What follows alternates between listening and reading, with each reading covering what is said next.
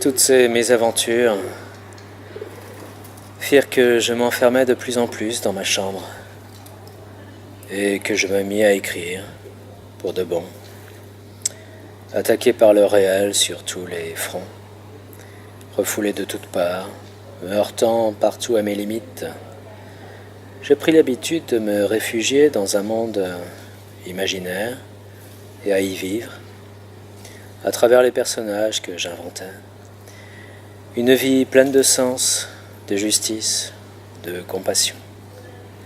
Instinctivement, sans influence littéraire apparente, je découvris l'humour, cette façon habile et entièrement satisfaisante de désamorcer le réel, au moment même où il voit vous tomber dessus.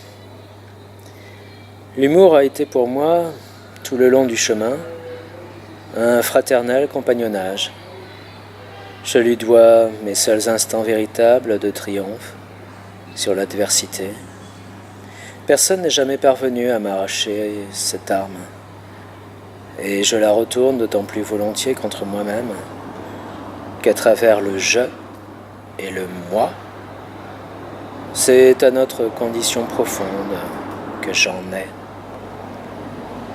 L'humour est une déclaration de dignité, une affirmation de la supériorité de l'homme sur ce qui lui arrive. Certains de mes amis, qui en sont totalement dépourvus, s'attristent de me voir dans mes écrits, dans mes propos, tournés contre moi-même, cette arme essentielle.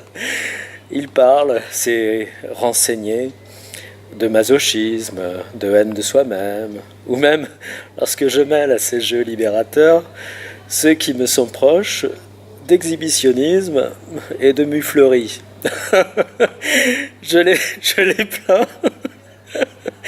La réalité est que je n'existe pas, que le moi n'est jamais visé, mais seulement franchi, lorsque je tourne contre lui mon arme préférée. C'est à la situation humaine que je m'en prends, à travers toutes ces incarnations éphémères. C'est à une condition qui nous fut imposée de l'extérieur, à une loi qui nous fut dictée par des forces obscures, comme une quelconque loi de Nuremberg.